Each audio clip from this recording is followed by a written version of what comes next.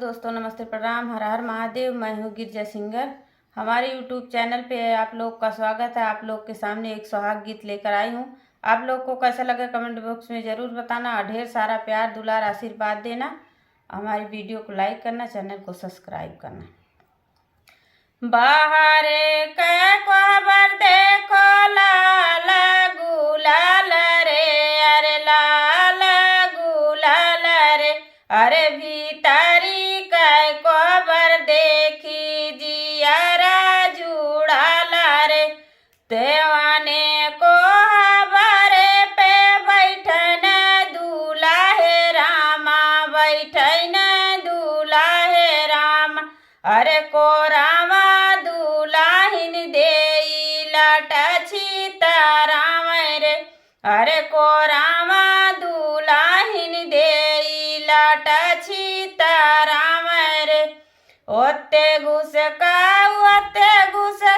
ससुरु का पूत हो, अरे ससुरु का पूत हो, अरे गावाने का चुनारी धो मिली हो जाई रे।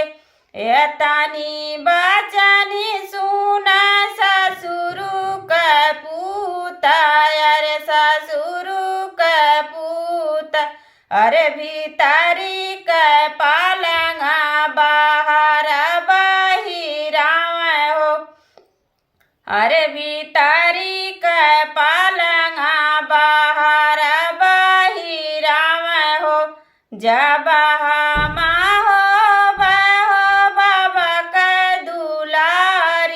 अरे भैया के पियारी, अरे घेरी आई है बादरा बारी सन लाग पानी हो, घेरी आई न बादरा बारी सन लाग पानी हो, हरी सन लाग पानी हो, अरे वरिया वरिया घूमन छुई नारी पूता भाई हो।